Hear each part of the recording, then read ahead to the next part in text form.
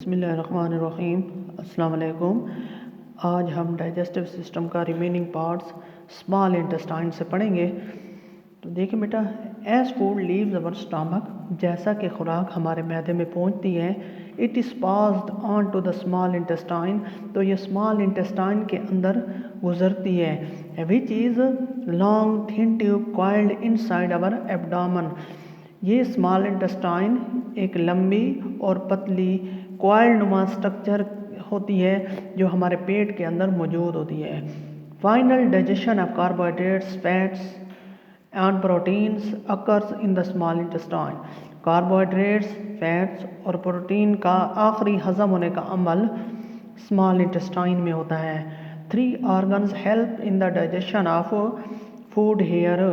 3 organ होती हैं जो खुराक को हजम करने में मदद करते हैं। दीज आर द, वो ये हैं, liver, pancreas and wall of the small intestine.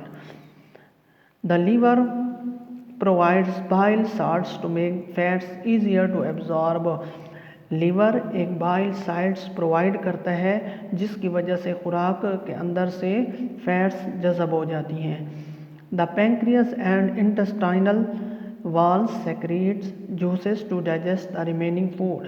Pancreas और इंटेस्टाइन की दीवारें एक जूस को खारिज करती हैं जिसकी वजह से रिमेनिंग फूड जज़ब हो जाती हैं या हज़म हो जाती हैं। The absorption of digested food also occur in the last part of small intestine.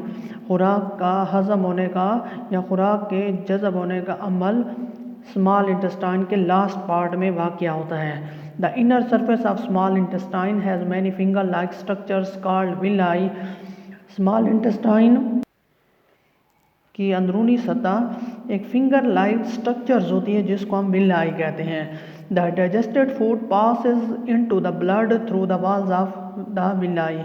ये हज़म की हुई खुराक विलाई की दीवारों से गुजरकर खून में शामिल हो जाती हैं। The blood carries food particles to all parts of the body. यही खून इसी फूड पार्टिकल्स को जिस्म के तमाम हिस्सों में ले जाता है। तो अब हम डायग्राम में देखते हैं स्मॉल इंटेस्टाइन को। तो ये देखिए बेटा, ये एक पतली और लंबी ट्यूब हमें नज़र आ रही है, लंबी, इसी को हम स्मॉल इंटेस्टाइन कहते हैं। खुराक के हज़म होने का प्रोसेस इसी के अंदर होता है। इसी के साथ एक लीवर और पैंक्रियास इसके साथ क्या होते हैं, कनेक्ट होते हैं। लीवर का ये काम होता है कि इस खुराक के अंदर अगर कोई फैट्स वगैरह मौजूद होती हैं तो वो फैट्स को आसानी के साथ जज़ब कर लेता है। और पैंक्रियास और जो स्मॉल इंटेस्टाइन की जो अंदर वाली दीवारें होती हैं वो मज़ीद जो बाकी बची हुई खुराक होती है उसको हज़म करने में मदद देती हैं। अगर हम इस स्मॉल इंटेस्टाइन के अंदर वाले हिस्सों का मुताला करें तो इसके जो स्मॉल इंटेस्टाइन है इसकी अंदरूनी सतह एक फिंगर लाइक स्ट्रक्चर होती है जिसको हम विलाई कहते हैं।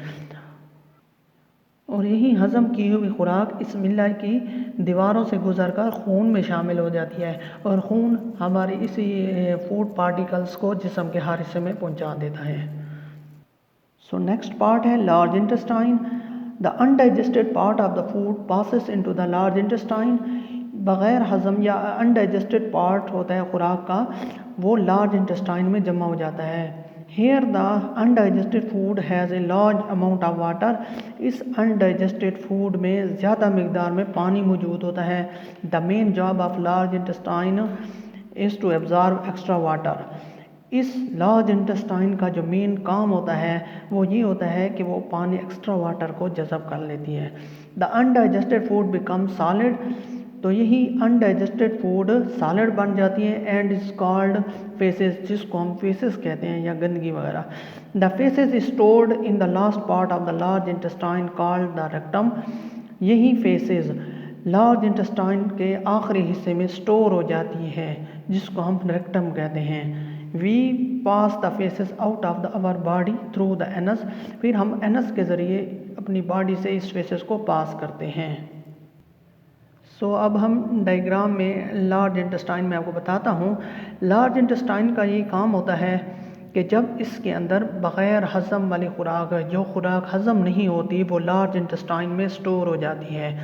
जब लार्ज इंटेस्टाइन में स्टोर हो जाती है तो इसका काम ये होता है लार्ज इंटेस्टाइन का कि एक्स्ट्रा वाटर को ये जज़ब कर लेती है, जिसकी वजह से जो अनडाइजेस्टेड फूड होगी वो सॉलिड हो जाती है, जिसको हम फेसेस कहते हैं। और यही फेसेस इस रेक्टम के इस आखिरी हिस्से में क्या हो जाते हैं, स्टोर हो जाते हैं, और फिर हम इसी फेसेस को एनस के ज़रिए जिस्म से बाहर खारिज कर देते हैं। सो बेटा ये था हमारा आज का टॉपिक, ये था डाइजेस्टिव सिस्टम। सो इंशाल्लाह हम नेक्स्ट टॉपिक लेक्चर नंबर 4 के अंदर पढ़ेंगे।